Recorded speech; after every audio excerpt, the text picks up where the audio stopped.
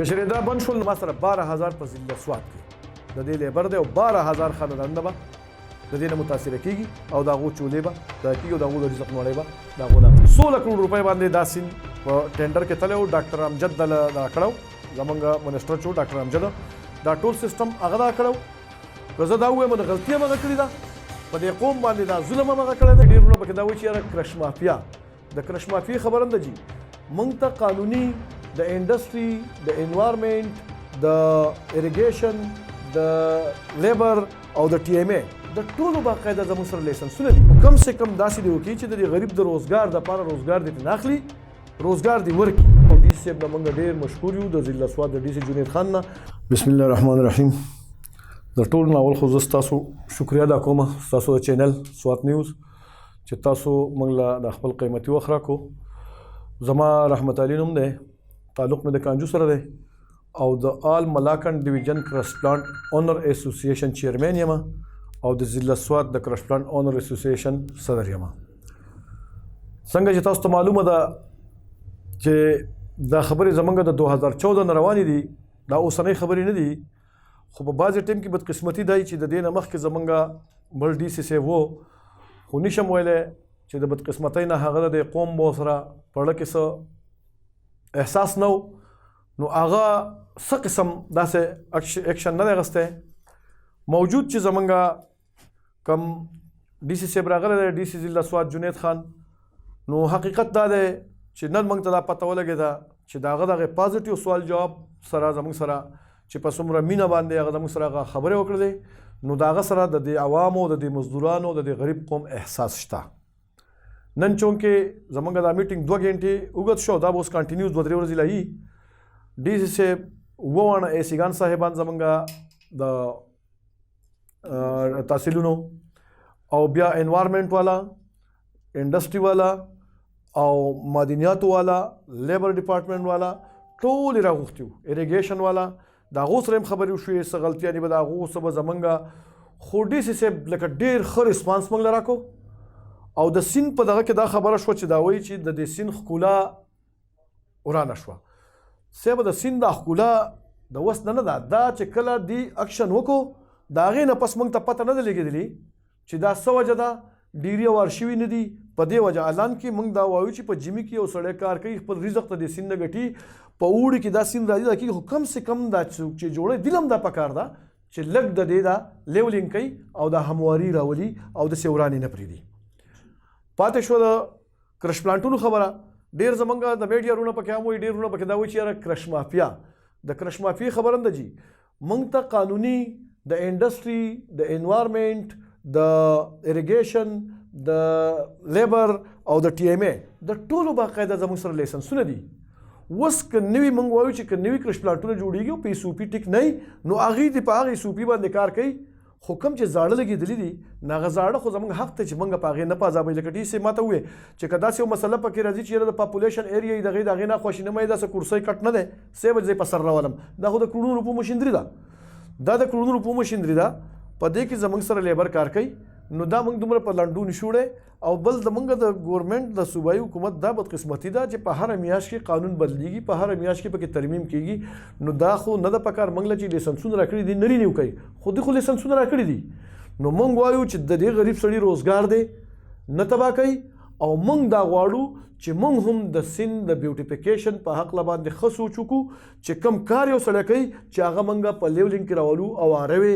د غلط ځای نه کوو پردی جایداد نه خرابو موږ بار بار دا خبره کوو په هغې دې سروې وکړي موږ ټیکس نه منو ټیکس یې ومنو هم خو کم سے کم داسې دې وکړي چې د دې غریب د روزګار دپاره روزګار دې نه اخلي روزګار دې ورکړي نو موږ خو نن ډېر ښکلی سوال جواب وشول او ډي سي صاحب نه موږ ډېر مشکور یو د ضلع سوات د ډي سي جنید خان نه چې هغه ډېر په ښه طریقه باندې موږ هغه ډیلور کړو او ډېر په ښه طریقه یې زموږ سره هغه خبرې اترې وکړې د 2010 سیلاب نه وروسته خو دا وشوه چې د هر سره ډنډې شو لرګي راوړل شګې راوړې بادرانې راوړې د قدرت خزانې وې په دې خلکو باندې یو طوفان راغی یو فلډ راغی خلک یې پکې ډېر خراب کړلو دا هغه خزانې وې چې خدای پاک هغو ته دا کړلې چې یاره د هغوی رزق هغه سیلۍ پکې پیدا شوله اوس چې کله دغه وشوله او د دې ته دا شګې بادرانې دره ایستې نو په یو وخت کې چې کوم خرکارو یا د بیلچې کارو نو هغه ټایم داسې وځي چې دومره هغه کنسټرکشن وشورو بیا د هغې نه پس اوس خو دغه شو جدید دور شو نو دغه بیلچې او دغه خره قصه ختمه شوه د خلکو سره پیسې شته اکسیویټر یې اخیستي دي هغه پې کوي هغه د ځمکې خزانه د خدای پاک ورکوي په ژمي کې دي د خپل رزق پرې ګټي او په اوړي کې دا سین راشي بیا دا کړي تاسو خبره وکړه د اکشن جي نو دا اکشن په دې کې شوی دا په 16 کروڑ روپۍ باندې دا سین په ټینډر کې تللی و ډاکټر امجد دا کړی زمونږ منسټر چې و ډاکټر امجد دا ټول سیسټم هغه دا کړی که زه دا ووایم د غلطي هم هغه کړې ده په دې قوم باندې دا ظلم هم هغه کړی دی زمونږ وزیر اعلی صاحب دا هم نه غوښته چې دا یې داسې وشي خو دا ډاکټر امجد کړي ده چې هغه د دې نه مخکې جي انیسا صاحب طاهرخیلي وه هغې دا ټینډر نه دی کړی د هغې نه مخکې چې کوم دی ضیاء الله افریدي و هغه هم نه دی کړی دی چې راغلی دی وکړو اوس خو هغه منسټر بدل شوی دی خو چونکې په 16 کروڑ روپۍ یې وکړو په 4 کروڑ روپۍ پکې خلکو ور واچولې لکه 25% چې کم دی جمع شوې او بیا چې 10 ورځې وشوه وی دا غیر قانوني دی هغه پیسې د ټیکهدارانو د معدنیات سره دي نه هغه پیسې ورکوي نه ولا هغه ټایم ټینې ور پوره کوي نو دا زمونږ د دې حل دی خو بیا هم زه مشکور یم د خپل ضلع سوات د ډي سي او د خپلو تحصیلونو د 7 ایسیانو چې د هغوی مکمل د دې قوم احساس ورسره دی او د هغوی مطلب دی چې زه مشکور یم چې کم سے کم دا ورته پته شته چې دا خلک مزدوري کوي او نقصان زمونږ د کرش پلانټونو نه دی که چېرې دا بند شول نو د ملاکنډ ډویژن په سطح باندې زموږ سره چې کوم دی نه 60,000 لیبر دی او د ضلع سوات په سطح باندې زما سره 12,000 لیبر دی چې په دې کې ډاینا ټریکټر اپریټر ټیکهدار مزدور دادي دا د ګیلکار او د دیاړیمار نه علاوه ډیلی ویجز چې کم کوي دا زما سره 12,000 په ضلع سوات کې د دې لیبر دی او 12,000 خاندانونه به د دې نه متاثره کېږي او د هغو چولې به دا کېږي او د هغو د رزق نوړۍ به د هغو نه اخیستی کېږي موږ دا جواب ورکوو چې د موږ څنګه کرش مافیا شو د هغې وجه دا ده چې موږ پسې د بجلۍ ډېر درانه بلونه راځي موږ ښه لیګل ټرانسفارمر یې لګولي 2,2,5 او نن سبا خو موږ د بجلۍ هغه بیل هم نشو پوره کولی موږ ته په دې کرش مافیا وایي چې موږ دې مزدورانو له کار ورکړی دی ګورنمنټ له پکار ده چې کار ورکړي نه چې بېروزګاره یې کړي موږ د پاره خو دې موږ شکریا ادا کوي چې دومره خلکو له موږ روزګار ورکړی دی چې ځان له بچو له رزق ګټو او خلکو له روزګار ورکړی دی دا کرش مافیا خو زه نشم ویلی چې دا ما ته خو پته نشته چې څه دغه د خو کېدی شي چې زمونږ په دې سیاسي پارټو کې داسې رونه وي چې هغه زمونږ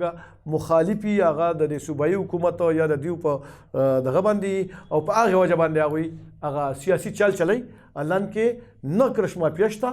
هر سړي پټي وړی شوي دي ځان له روزګار رخ کړی دی چا پټي خرڅ کړي دي چا کالي خرڅ کړي دي چا د حکومت نه قرض راغستی دي چا پټي ګاڼه کړي دي یو روزګار یې روان کړی دی چې خپل بچو له هم رزق ګټي او دې غریبانو له رزق لپاره هغه دا کولاو کړی دی او کار یې ورکړی دی موږ لا اوله خبره خو دا ده چې زما خو په څومره کوټونو کې زه تللی یم د سیول نه راواله د سیشن او د های کوټه پورې ټول کیسونه الحمدلله ما ګټلي دي زما سره دا دی اوس هم انټرم ریلیف شته